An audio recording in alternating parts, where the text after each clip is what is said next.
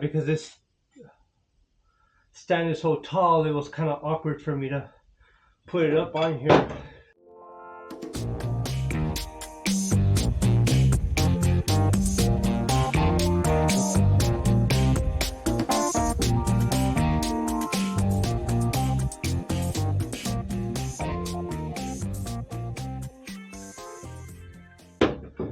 Because this stand is so tall, it was kind of awkward for me to put it up on here.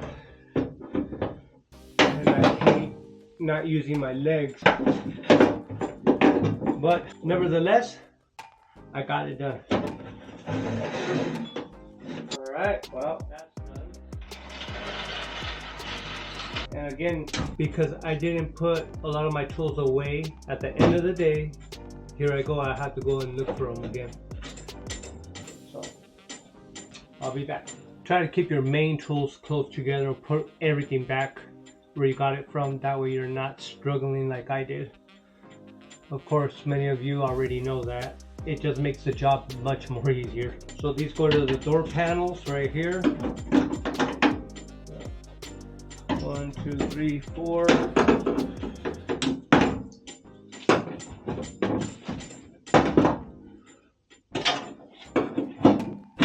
Alright, now we're going to start taking these tabs off right here at the edges. See if I can use this. Nope. So, which is why I'm opting for this one.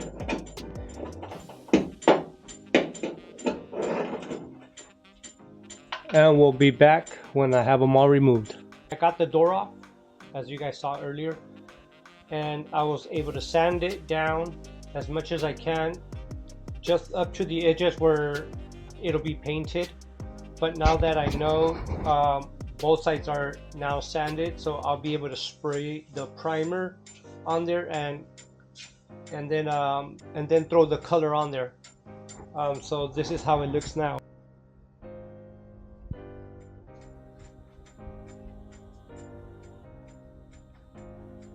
There it is.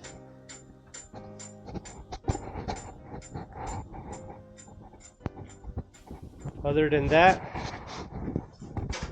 I'm going to go ahead and I sanded the whole B-pillar and the door jamb all right here. There is a dent here. I don't think that's supposed to be there, but I'll try to fix that.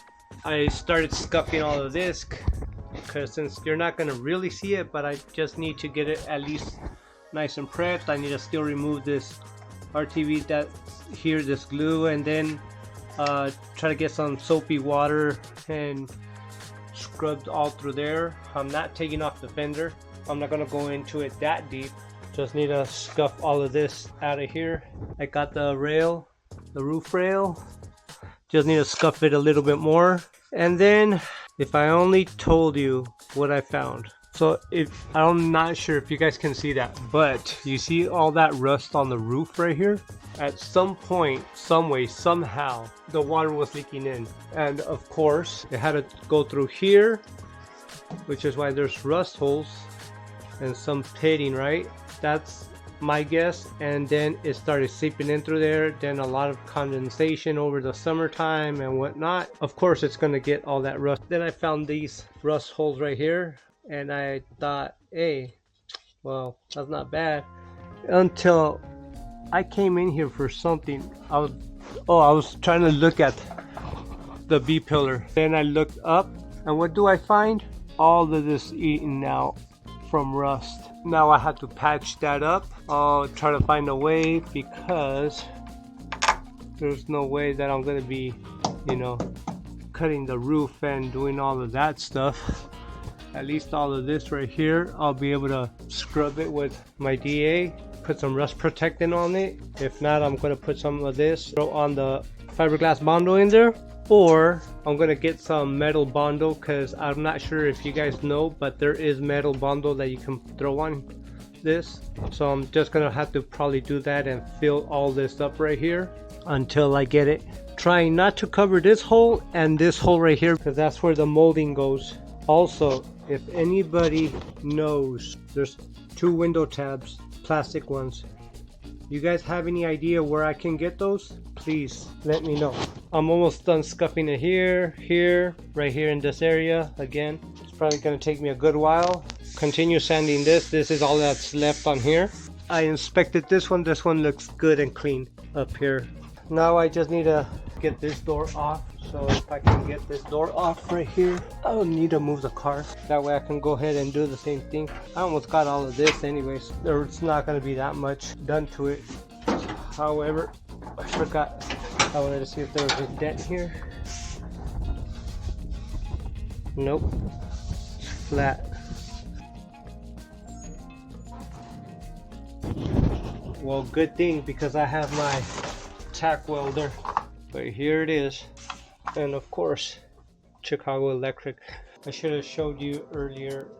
Well, I should have showed you in the morning. It took me all day taking the door off, stripping the door edges down, brushing it off, sweeping the garage, cleaning it, trying to get tools so that I can take off the door, and sanding it by hand, trying to get all the rust that was accumulated inside in here as well as on here. I still haven't gotten all of it. It's not going to be that perfect because it's not going to be a show car, but I want to try to at least eliminate as much as that I can so that way it lasts longer, right?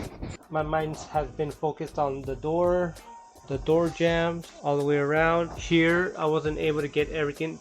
I mean, like I said, it's not going to be a show car, so I try to get as much as I can here.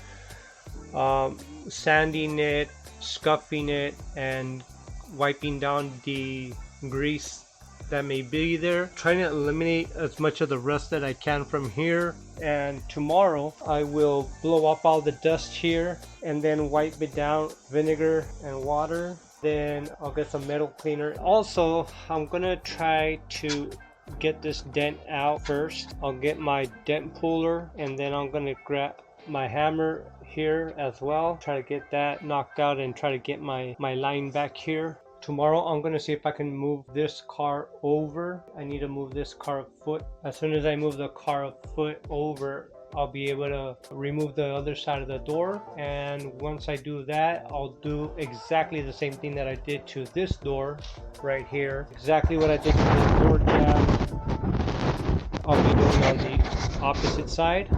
Once that's completed, hopefully it doesn't take me that long because I already got most of that done over there. That should be good. I'm gonna have to try to find a spot for the stuff I have in the car because I'm gonna remove the seats, get them out of there. I'm gonna remove the carpet and anyways, the back seat, store it back somewhere. If I get all of that done, I'm gonna start working on this right here. These pit holes that are here, this rust right here, this pit holes that are here. Tomorrow is my last day working on the car all day. So all this week I worked all day, 10 hours, 12 hours, as much as that I can, trying to do everything as much as possible, you know, inspecting, bagging, tagging, you know, putting things away, going online, looking for stuff that I need, looking for stuff, you know, etc. Anyways, so yeah, give it a thumbs up, subscribe if you haven't subscribed. This is going to be a build series for my 1979 Pontiac Grand Prix. I also ordered a steering wheel that'll be coming in tomorrow, but I'm gonna get my old steering wheel back so that way I can go ahead and move the car at least in and out. Once I do that, we'll be good. Like I mentioned, I'll need to also, well, this is gonna be kind of hard because I have to remove the dashboard. Once I remove the dashboard, hopefully I can paint the car first, then remove the dashboard, and then put the new dashboard in, and then get my windows, and I'm gonna throw them on there. First, I need to find a couple of things and we'll see where it goes from there. All right, thank you for those comments and the inspiration as well. And it's been a challenge to watch the stuff that this car has and to see my end goal go further and further. But anyways, I'm gonna keep going and push harder and trying to get further and closer to my end goal. Hopefully, I got 7 months to go. And one of the things that I've been doing, I'm writing a priority list and a to-do list. To-do list of all the things that I have to by the end of this week. So make sure you check out at Threads, Carros y Culturas, my Instagram, and my Facebook page. Also request to like my page. If you're working on a project, please go ahead and like my page, Carros y Culturas, on Facebook, and upload your picture. I would love to see your pictures and see what you guys have going on. If there's any other people with like 77, 78, 79 like mine before they started changing the model of it, please let me know where you're from and post a picture. And I would love to see more GPs like mine. I haven't seen one up close in person that's a lowrider, so shout out to you guys.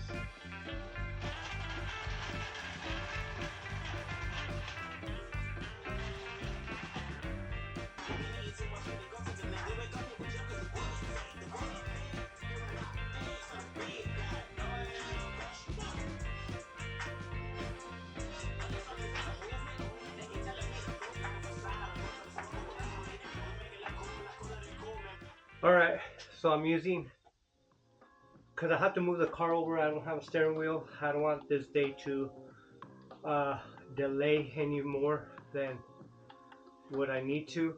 I'm using two of my jack stands, the regular car jack stand from Daytona that I purchased over at Harbor Freight, and another jack stand that's for my motorcycles, which is actually helping out.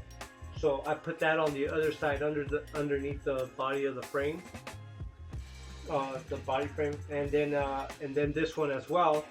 And so I'll lift this one up, and then from the other side I'm just pushing forward. So that's what you've been watching. So I just lift up the tires just enough so that I can push the car.